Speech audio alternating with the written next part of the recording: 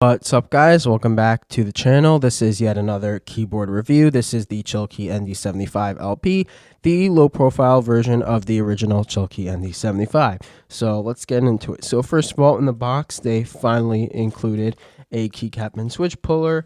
You get a screwdriver, you get a cable, and you get these extra switches, which I did try swapping one of these out with the one on the board. For some reason I couldn't, but I was able to take one out and put it back in. It is the same switch, so let me know if I was doing something wrong. I don't know what the deal was.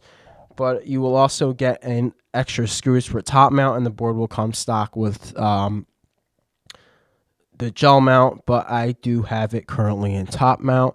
In terms of colors, this is the silver colorway. It does come in blue, purple, black, white, and I think milk tea. I will at post editing show them on screen. In terms of the mounting options, as I said, you have gel on top. This is currently in top mount.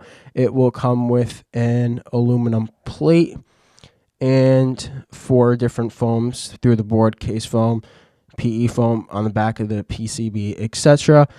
In terms of the back of the case, you have a full aluminum case with a nice little back weight over here. I think this looks really good, much better than the one I had on the NDTKL.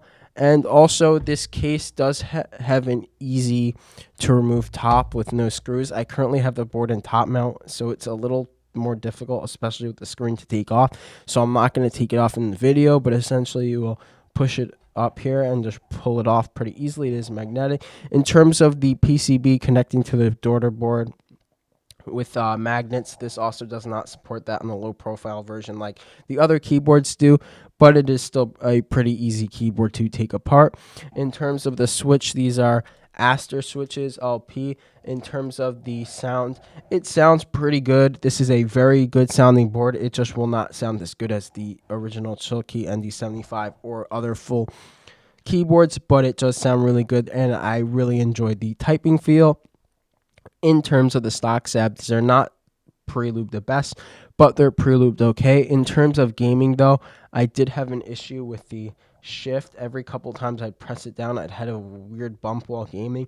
It's not the end of the world, but if you play very competitively, it might be an issue, and it might just annoy some people a little bit, so I just want to let you know about that. In terms of the screen, it is an LCD display, which is controllable like this. I personally have my own Captain Rex personal GIF, but you can change that yourself.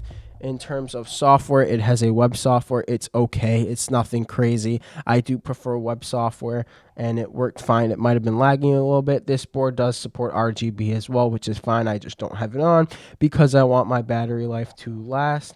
In terms of battery life, this thing has only dropped about 30% since I first got it, using it about a week of use. So depending on how you use it, with the screen on without RGB, I'd say it could last 2 weeks. With RGB, probably like a week. And without either, maybe 3, I don't know. But the battery life is okay.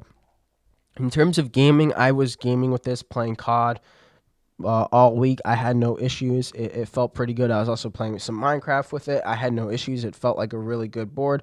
The 2.4 gigahertz wireless feels solid. I think this supports Bluetooth as well, but while gaming with 2.4 gigahertz, I'm pretty sure it's also 1K polling.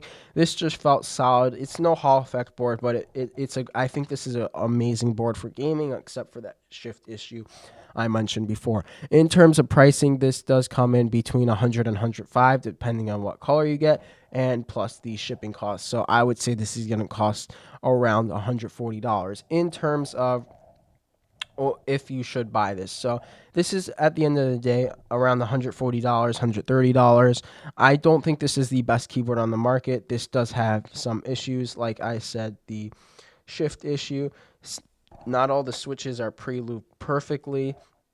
But overall, I think this is an amazing board. And if you are looking for a full aluminum keyboard that is low profile, I think this is a good option. In terms of weight, this is still a little heavy. It's still probably about, I'd say, I didn't check the weight, but I'd say at least 2 pounds. I don't think this is very travel friendly. I think this is more for someone that wants a low profile keyboard on their desk, but I guess it is kind of small, so you could travel with it.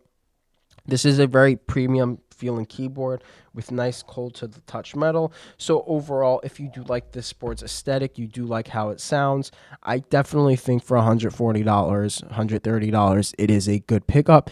And I will leave you off with a sound test.